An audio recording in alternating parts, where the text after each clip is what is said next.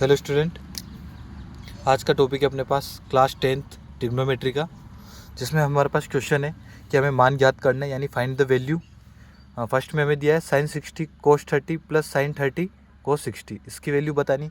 और सेकंड वाले क्वेश्चन में हमारे पास है कि cos 45 के अपॉन में sec 30 degree plus cosec 30 degree, इसकी वैल्यू हमें बतानी है। तो सबसे पहले हम फर्स्ट वाले को सोल्व कर रहे हैं। sin 60 degree cos 30 degree plus sign 30 degree और cos 60 डिग्री, ये हमारे पास क्वेश्चन।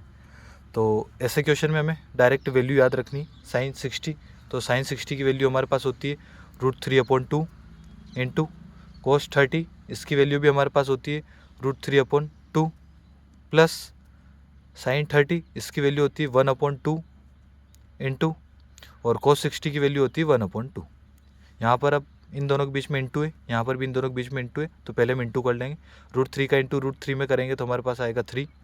जब भी दो सेम रूट वाली डिजिट का इंटू होगा तो रूट हट जाएगा और हमारे पास डायरेक्ट वैल्यू आ जाएगी।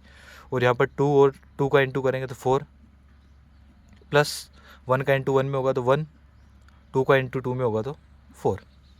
नेक्स्ट स्टेप में आगे दोनों का बेस सेम है तो हम डायरेक्ट लिख सकते हैं 4 अपॉन में, और ऊपर की वैल्यू को प्लस करना है तो प्लस, तो 3 और 1 4/4, 4 से 4 कैंसिल यानी 1, यानी कि फर्स्ट वाले का आंसर आया है हमारे पास 1। नेक्स्ट क्वेश्चन आगे, सेकंड क्वेश्चन।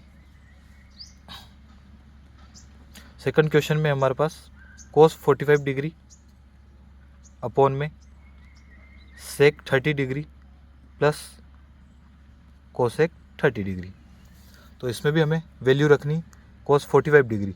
तो cos 45 डिग्री की वैल्यू है 1/√2, उसके अपॉन में यहाँ पर पूछा हमसे sec 30 यानी sec sign cos 10 cosec sec, यानी cos का उल्टा है। तो cos 30 की वैल्यू हमारे पास होती है √3/2, तो cos का उल्टा sec, तो sec 30 की वैल्यू हो जाएगी 2/√3 प्लस यहाँ पर बात कर रहे हैं cosec की, तो cosec किसका उल्टा है, साइन का, यानी साइन 30 की वैल्यू 1/2, तो यहाँ पर उसकी वैल्यू को उल्टा कर देंगे 2/1 यानी 2, ऊपर 1/√2 एज इट इज़, नीचे अब हम यहाँ पर एलसीएम लेंगे तो आएगा हमारे पास √3 और यहाँ पर आएगा क्रॉस मल्टीप्लाई हो जाएगा तो 2 + 2√3।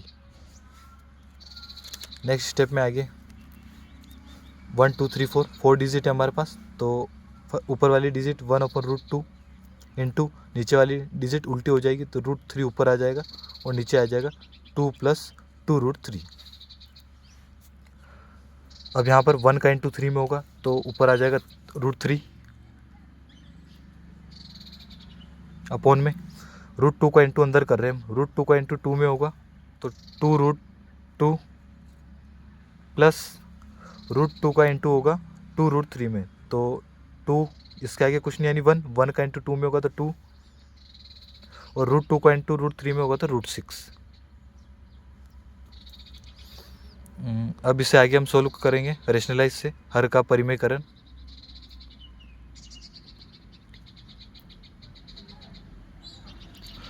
√3 अपॉन 2√2 प्लस 2√6 रेशनलाइज करेंगे तो यहाँ पर इन दोनों के बीच में प्लस है तो यहाँ दोनों जगह माइनस आ जाएगा, तो 2√2 माइनस 2√6 अपॉन में 2√2 माइनस 2√6। अब यहाँ √3 का जो इंटू हमें इस पूरे ब्रैकेट में करना है, यानी कि √3 का इंटू हमें ऊपर वाली पूरी डिजिट में करना है 2√2 माइनस 2√6, और नीचे हमारे पास a + b और a - b का फॉर्मूला होता है a² - b²। तो a², तो a की वैल्यू हमारे पास हो जाएगी 2√2 का होल स्क्वायर माइनस b की वैल्यू हो जाएगी 2√6 का होल स्क्वायर। तो यहाँ पर मैं एक फार्मूला बता देता हूँ, a² - b² का फॉर्मूला होता है a + b और a - b। तो हमने यहाँ पर उसी फॉर्मूले का यूज़ किया a + b a - b, यानी इन दोनों की जगह हम लिख सकते हैं a² - b²। तो a की वैल्यू हमारे पास 2√2 माइनस b की वैल्यू हमारे पास हो जाएगी 2√6 का होल स्क्वायर। अब √3 का इंटू हमें अंदर करना है तो 2, √3 का इंटू √2 में होगा तो √6 माइनस माइनस 2 और √3 का इंटू 6 में होगा तो √18 अपॉन में हमारे पास यहाँ पर स्क्वायर करना है तो 2 का स्क्वायर 4 इंटू √2 का स्क्वायर 2 आ जाएगा। यहाँ पर 2 का स्क्वायर 4 इंटू √6 का स्क्वायर 6, ऊपर है 2√6 माइनस 2√18 और अपॉन में हमारे पास है 4 2 ज़ा 8 माइनस 4 6 ज़ा 24 तो 2√6 माइनस 2√18 अपॉन में 8 में से माइनस करेंगे 24 को तो माइनस के 16।